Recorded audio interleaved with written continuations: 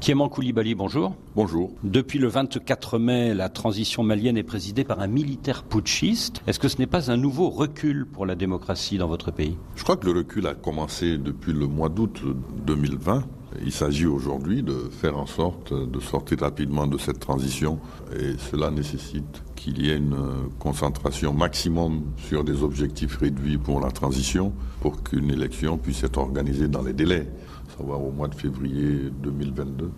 Mais entre-temps, pendant les 8 mois qui nous séparent de cette échéance-là, il est urgent que le gouvernement s'attelle à poursuivre les tâches de sécurisation du territoire et surtout, j'insiste, je le dis depuis quelques jours, à préserver les éléments de résilience de notre économie afin que notre économie soit maintenue à flot. Donc vous espérez le retour de la démocratie, mais 2 coups d'État en 9 mois, est-ce que le Mali n'est pas en train, au contraire, de tourner vers une dictature militaire comme au temps du général Moussa Traoré ? Non, je ne crois pas. Nous sommes dans le coup d'État depuis le 18 août 2020. Je ne dirais pas que ce qui s'est passé il y a quelques jours soit une péripétie. Je crois que c'est une bousculade à l'intérieur d'un dispositif qui procède déjà du coup d'État du mois d'août. Franchement, je ne vais pas m'attarder, sur le théorème du double coup d'État ou d'un énième putsch. Ce qui est important pour les républicains maliens aujourd'hui, c'est d'achever cette transition convenablement en organisant une élection présidentielle et maintenant se mettre dans les dispositions pour que définitivement nous tournions le dos au coup d'État. C'est vrai que dans notre histoire, il y en a eu beaucoup et celui-là, c'est le coup de trop. Déjà, ceux qui ont fait la révolution de 91 étaient convaincus que dans notre pays, de coup d'État, il n'y en aurait plus jamais. 2012 a été la négation de cela. Et encore 2020. C'est la preuve que nous avons certainement un souci avec la construction démocratique de notre pays. Il faut procéder à toutes les analyses. Il est vrai que dans notre pays, l'armée a autre chose à faire que cela. Mais ma foi, les hommes politiques doivent aujourd'hui regarder les problèmes de la démocratie dans leurs yeux. Le maintien en résidence surveillée de l'ancien président Bandao et de l'ancien premier ministre Mokhtar Ouane, qu'est-ce que vous en pensez ? Il faut les libérer. S'ils sont en résidence surveillée, je ne vois pas ce que cela apporterait au débat. Je ne sais pas si c'est vrai. Si cela était vrai, il convient de les élargir et qu'ils soient libres de leurs mouvements, bien entendu. Avant les élections de 2022, le nouveau Premier ministre Choguel Maïga veut faire beaucoup de réformes, notamment vis-à-vis de la Constitution, vis-à-vis de l'organe de gestion des élections. Il veut aussi organiser des assises de la refondation. Qu'est-ce que vous en pensez ? Il faut éviter d'avoir un programme qui ne tienne pas dans le temps imparti, parce que ouvrir un chantier suppose le clôturer. Je pense qu'en 3 points, le gouvernement pourrait s'assurer une réussite à la sortie. Renforcer les tâches pour la sécurisation du territoire. Deuxièmement, faire en sorte que notre économie continue d'être résiliente. Et troisièmement, organiser, de mon point de vue, des élections sur un périmètre qui se limiterait à l'élection présidentielle. Je crois que cela assurerait un succès à ce gouvernement. C'est-à-dire que vous ne pensez pas que les réformes annoncées par le Premier ministre pourront être menées en 8 mois ? De mon point de vue, ce serait difficile qu'en 8 mois tout cela tienne.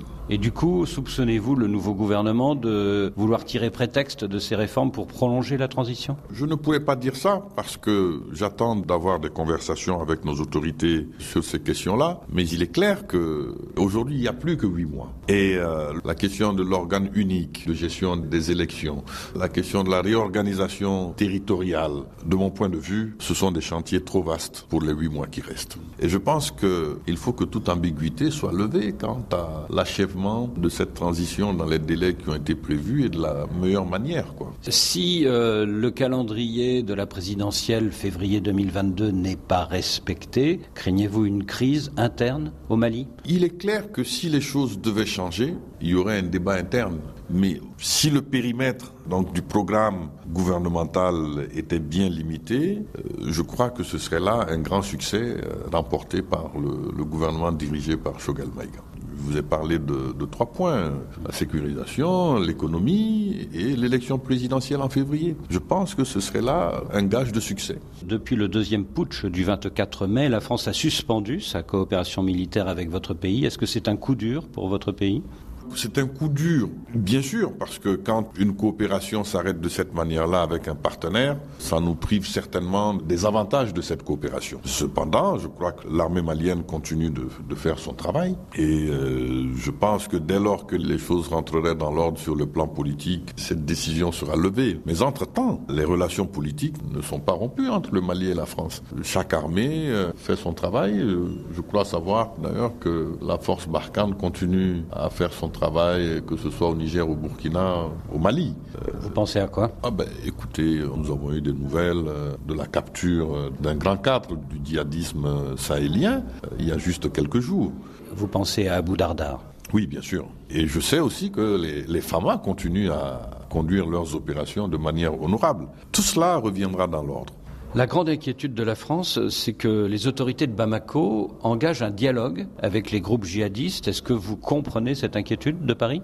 Paris ne me l'a pas exprimé, mais dans l'histoire des déstabilisations internes, il y a toujours eu un volet opération militaire et un volet ouverture de dialogue. Partout. Je vous rappellerai les accords d'Évian. En 62 avec l'Algérie. Oui, je vous rappellerai les accords sur la Nouvelle-Calédonie. Il y a eu un dialogue avec ceux que les autorités françaises à l'époque considéraient comme des terroristes en Nouvelle-Calédonie. Il y a des Maliens qui sont engagés dans ces opérations de déstabilisation de notre pays. Et si certains d'entre eux sont désireux de sortir de ce mode d'expression violent politique, il convient de donner une chance à ce processus. Je parle bien des Maliens, je ne parle pas d'étrangers. Et si cela réussissait, nous pourrions ramener dans l'ensemble national des acteurs de tous ces terroristes-là qui voudraient sortir de ce mode d'expression politique. Cela est important pour nous. Et cela sans préjudice pour deux choses. Sans préjudice pour la République. Dans ce dialogue qui pourrait se faire, ce n'est pas la République qui est en jeu. Ce n'est pas le caractère laïque de notre République, ni son caractère unitaire qui est en jeu. Ce sont là des lignes infranchissables. Et deuxièmement, sans préjudice pour l'action militaire. Parce que ce ne sont pas tous les acteurs terroristes qui entreraient dans un dialogue. Et ceux qui ne sont pas dans ce dialogue-là doivent être traités comme il se doit par les moyens habituels. Pour la France, la ligne rouge à ne pas franchir, c'est un éventuel dialogue avec les groupes djihadistes du Nord Mali qui sont affiliés avec des organisations internationales terroristes, à savoir le GSIM d'Iyad Agrali et le IGS d'Abou Walid al-Sahraoui. Qu'est-ce que vous en pensez ? Je n'ai pas ces informations-là. Je dis simplement...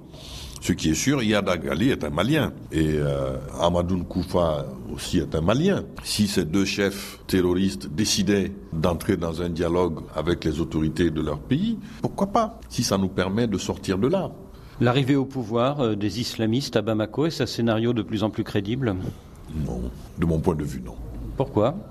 Non, parce que je suis un républicain, je n'envisage pas du tout d'arriver des islamistes au pouvoir à Bamako. Certains de vos compatriotes se félicitent du retrait annoncé de Barkhane en espérant qu'un jour, les Russes prendront la place des Français au Mali. Qu'est-ce que vous en pensez ? Moi, je souhaite que, le moment venu, toutes les armées étrangères se retirent du Mali et que l'armée malienne prenne ses responsabilités et puisse assurer ses missions de protection du territoire et des Maliens.